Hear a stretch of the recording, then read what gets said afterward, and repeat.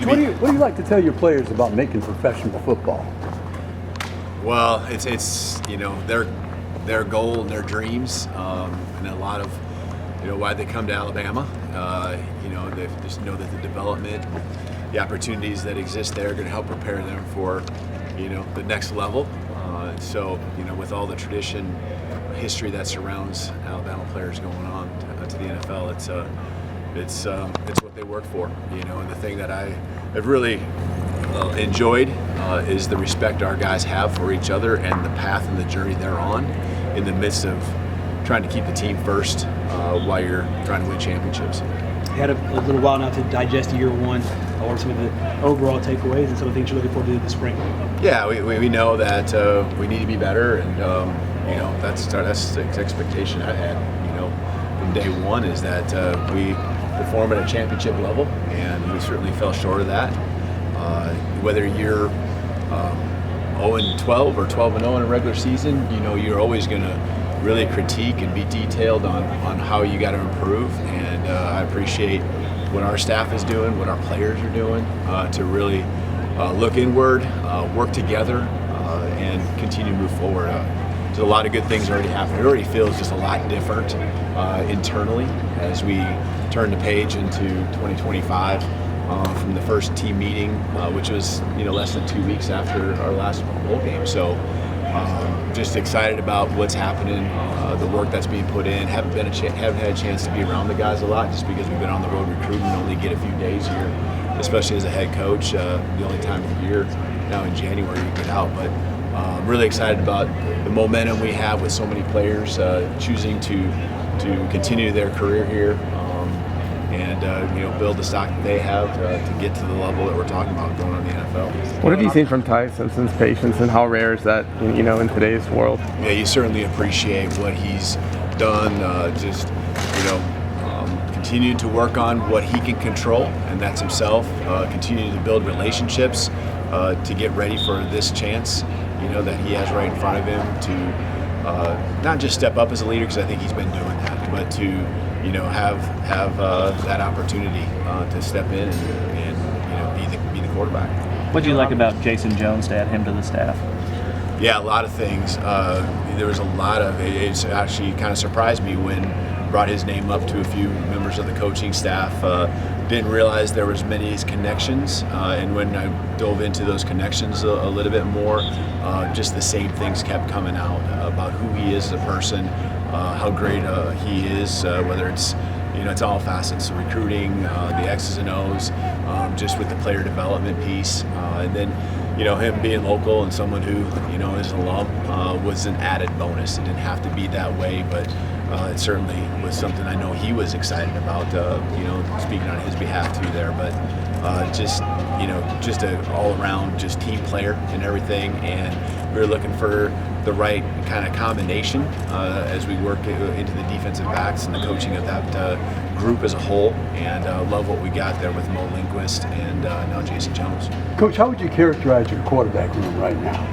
Yeah, probably the biggest thing is there's just not a lot of snaps that have been taken on a college football field. But I also feel like the skill sets there are there's very strong strengths that we have, and excited about them being similar in a lot of ways. Of course, everyone's different. They got the things that they bring to the table, but they all three just work together, and it's really led to workouts already that they're running that have sounds like they've been very efficient and got a lot of work done. But I'm excited about what they'll bring to the table when we get back on campus here in February and work with them. Do you foresee it being an open?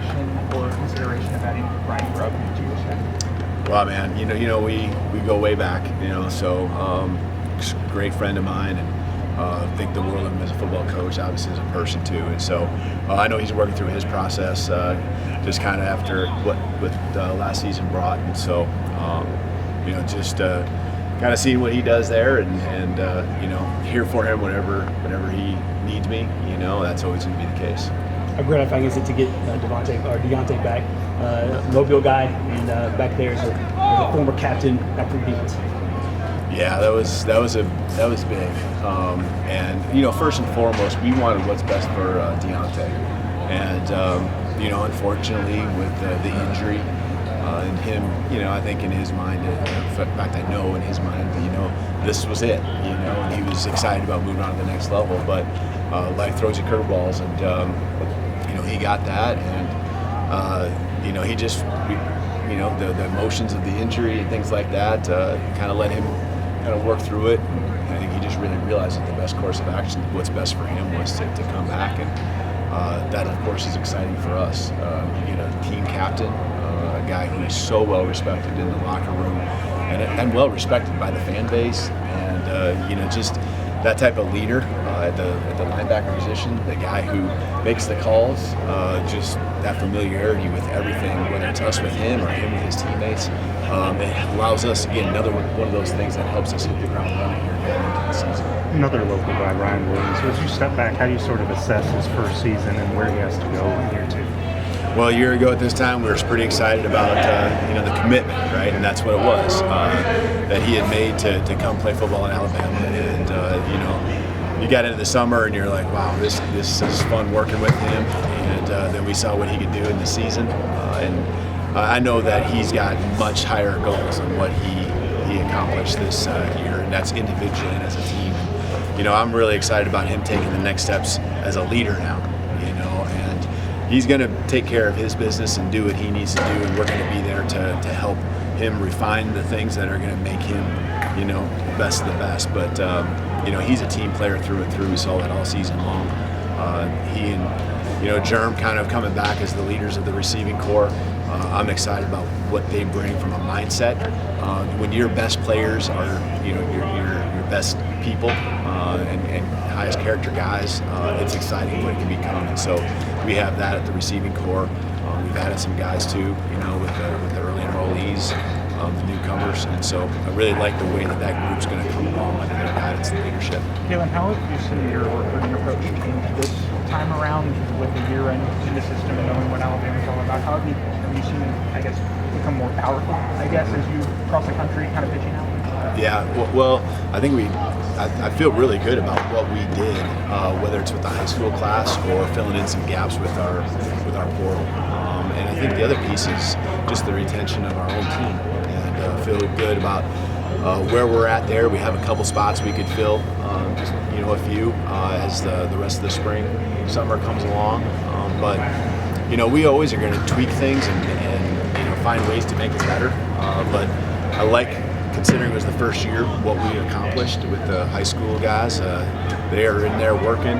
They're what we thought they would be, whether it's athletically or just their character and then the work ethic that comes along. But I think for us, it's now that we've been here a year, continue to build the relationships locally, in-state, regionally, to where we can continue to take advantage of that. And we had relationships that are just all across the country. We'll continue to do that because we want the best of the best. We need the best players to come in here. That's what Alabama's done in the past, and we'll continue to do. But I think the relationships locally, and the times are limited. The times have changed now. With the times that coaches can get on the road, it used to be once a week for really 6 weeks, in December and January. They really only get 2 chances, really all through January. And so we got to be really efficient. That's why we're not here very long, even today. So there's a couple days left of the contact period that we're going to take advantage of. Last two. AFCA came out with a recommendation, one window for, I think, 10 days for the transfer portal. Is that something you're in favor of? Because it seems like having the spring on top of that puts a pretty heavy burden on the guys. So. Yeah, I think a smaller window and one window would certainly be ideal, and that's just,